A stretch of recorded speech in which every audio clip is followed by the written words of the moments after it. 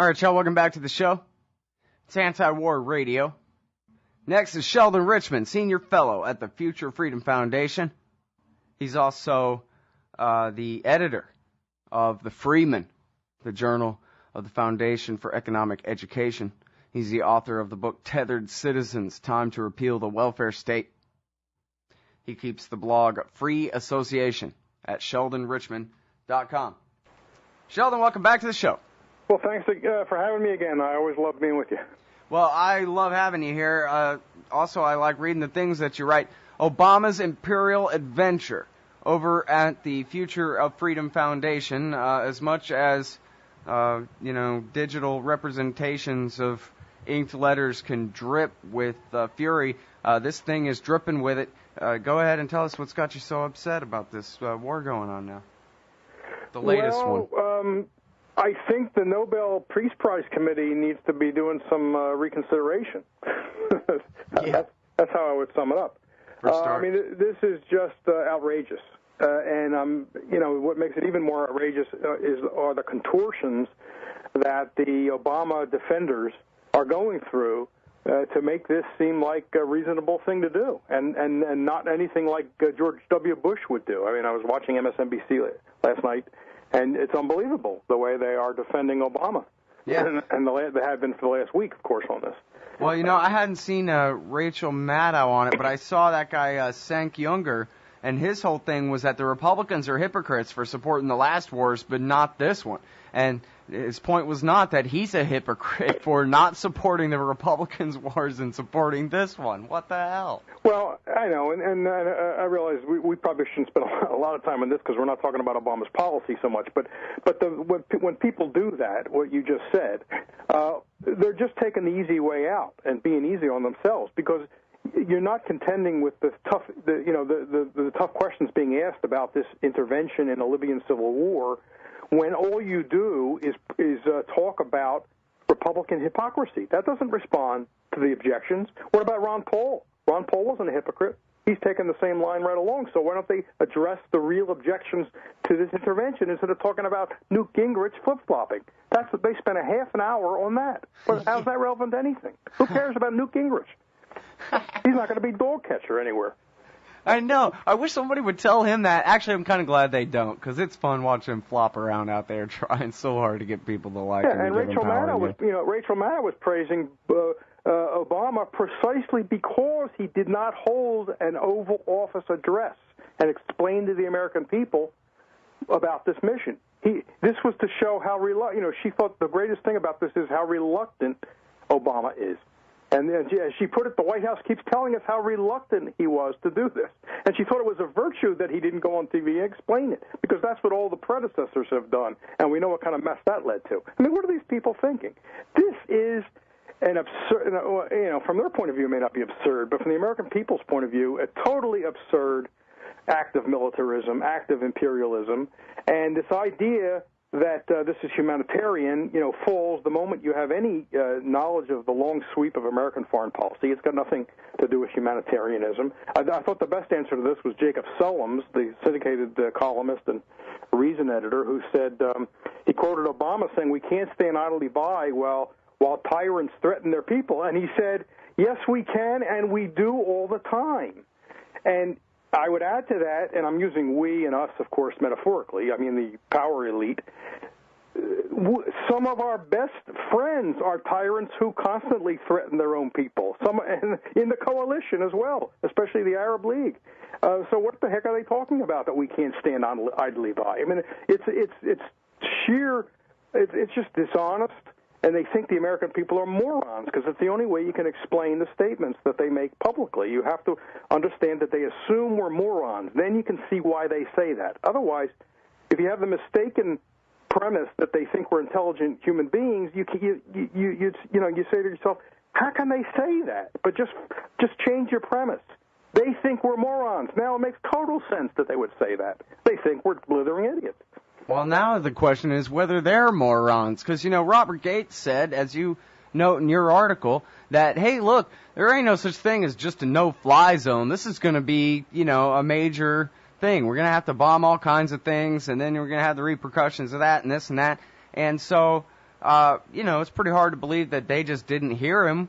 Of course, he clicked his heels and saluted and ordered the troops in rather than resign and protest or anything like that. It's not like he's that against it, even though he just said 2 weeks ago that you'd have to be crazy that any Secretary of Defense who told his president to go ahead and put troops in Africa or Asia or the Middle East ought to have his head examined. And yet, here he is. He's led us into this war, and I'm thinking, so does that mean then if they assume that we're idiots, can we safely assume that they're smart and that they mean to have a full-scale, at some point, invasion and occupation and Iraqization of the state of Libya, Sheldon, you think? I think they know what they're doing. They're pursuing the policy elite, the ruling elite's interests.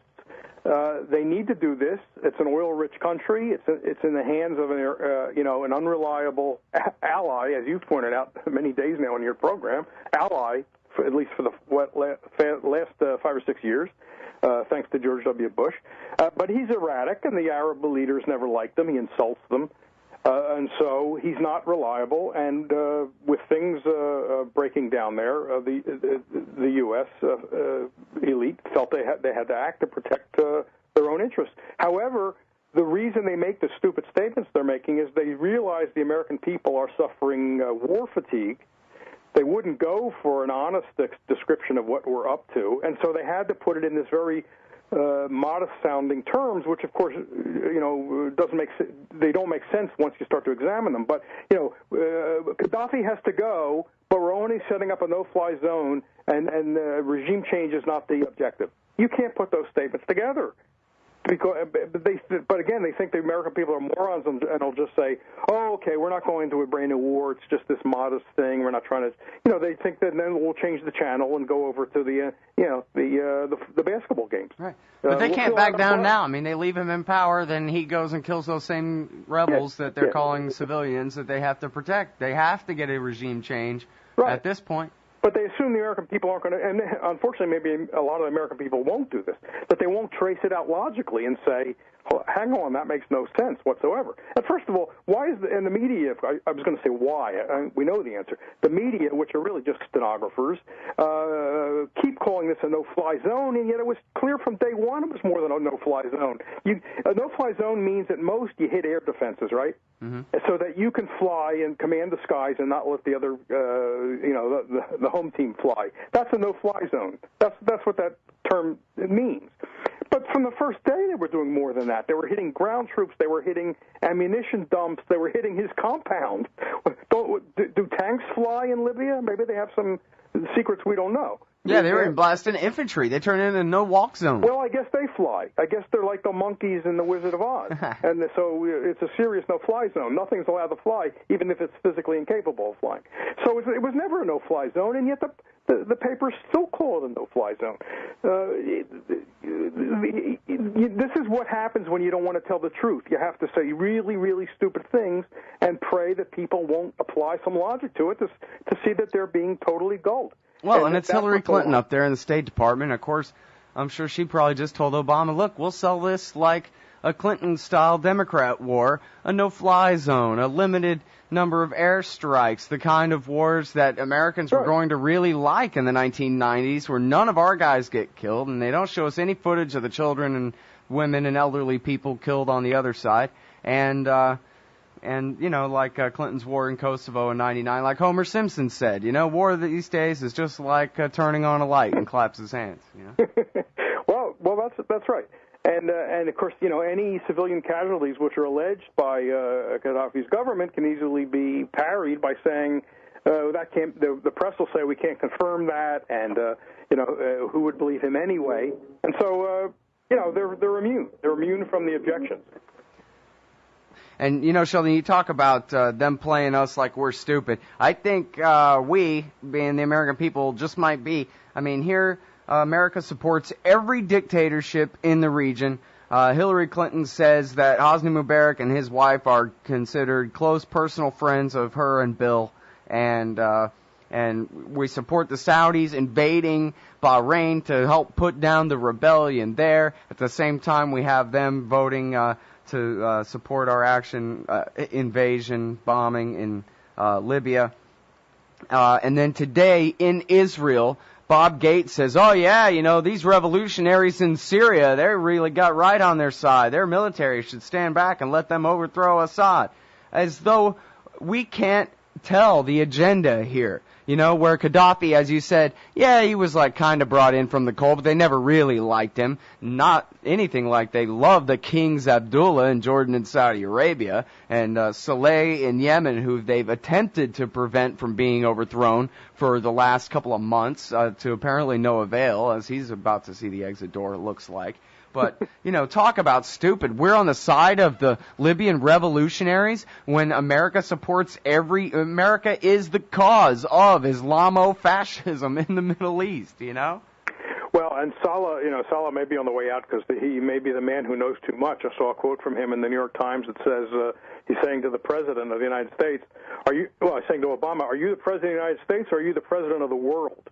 Now, when you start asking questions like that in public, I think your days are numbered. Who was it that asked him that? Saleh. Oh, really? President Saleh in Yemen. But, of course, we'll need a strong man in Yemen. Again, when I say we, you know what I mean. I don't mean you and me. The Empire. Yeah, the Empire will need Darth Vader will need a strong man in Yemen because, they got to get that Alaki guy, that sheik who, that American citizen who they want to be free to murder, and you can't murder him if you don't know where he is. So we got to have a cooperative guy running things, and that means Yemen's going to need a new dictator. So maybe I don't know if Suleiman from Egypt is available, but they need somebody like that over there. I'm sure they're hunting around for him, and they probably already have him in mind. Well, the battle to keep him available still rages in Egypt. You know, those people still have an uphill battle for sure. That's true. In Egypt, of course, a whole other story. We can talk about that another time. I wanted to mention quickly NATO. The latest game they're playing is that the U.S. is backing out of this because we're turning it over to NATO. Although I heard today on what's her name, Angela Greenspan. What's her name, Mrs. Greenspan? Oh yeah, Andrea Mitchell Greenspan. Yeah, the chief stenographer of the American Press Corps.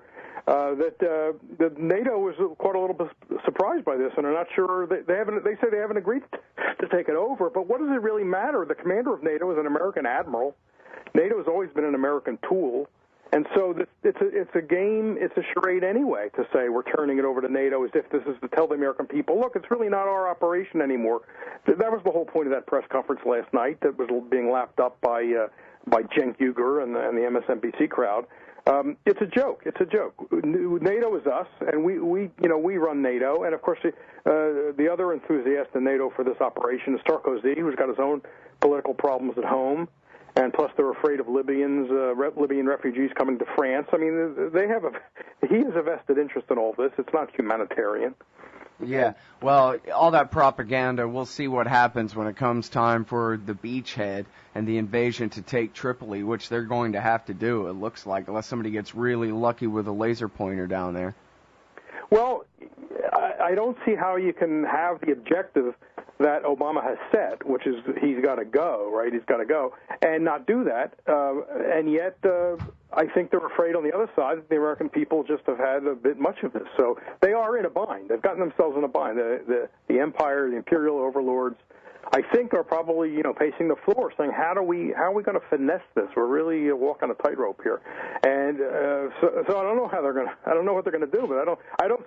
I agree with the people who say, well, now that we, the analysis is correct. Now that we, have our money on the table, we certainly can't leave Gaddafi in power because that's thumbing our nose. We'll lose our credibility. They are in a bind now. They're going to have to see it through, but they're afraid that the American people are going to be totally disgusted by it. Let's hope they are disgusted by it. Mm. Well, I kind of think that really they've been planning this for a long time, looking for the excuse to pick, if they can't make it Somalia, figure out another place where they can make their first big beachhead into Africa and prepare for the full-scale invasion of the whole continent. Well, yeah. I heard you go through that the other day. It's a new American century. Yeah, and your other analysis, which I thought was persuasive, is that they wanted to make an example to show they really are on the side of the people, since they're backing all these dictators everywhere else. They wanted to pick one example and say, "See, we're with the people," and so they picked an easy one. But the point is, it's not easy, because if the American people aren't up for another invasion and the committing of troops, because do they even have troops? Are there any troops to spare? Well, and the question is, though, too, is that, at this point, does it matter at all what the American people want? Well, I hope it does matter. They may think it doesn't matter. I hope it's just one step too many, or it's the straw, and that something will happen. Now, you could take the more pessimistic side and say, as long as there's no draft, then the people aren't going to be aroused. And unfortunately, that may be true. I'm just hoping for the best, and that people, enough people are going to say, this is nuts now. We're trying to get out of 2 wars. We're told we're getting out of 2, and now we're starting a new one. Yeah.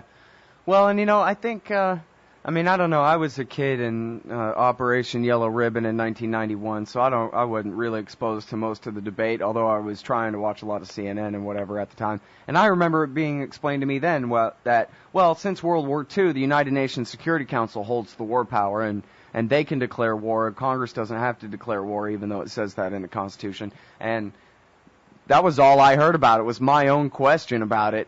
And its short answer that was apparently commonly accepted. And I'm not sure if you could compare and contrast then and now, 1991, with today, but it seems like a lot of people are questioning the right of the UN Security Council to commit the United States to war, with or without the U.S. Congress involved. Well, and there was a report just put out, or a quick analysis or something, by the Congressional Research Service that challenged this whole idea that just because the resolution's passed by the Security Council, we all have to hop to it. As he put it, and it makes sense to me, this is a principle I've always heard, Congress cannot give away a power. It can't delegate a power.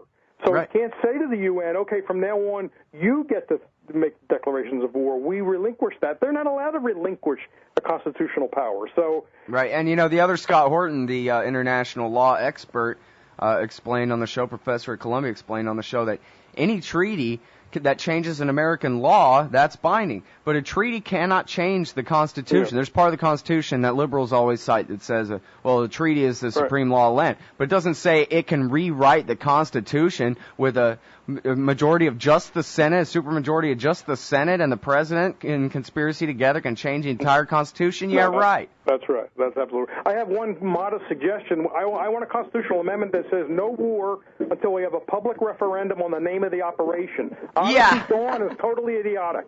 Somebody said it's the name of a stripper. Thanks, Sheldon. SheldonRichman.com. FFF.org.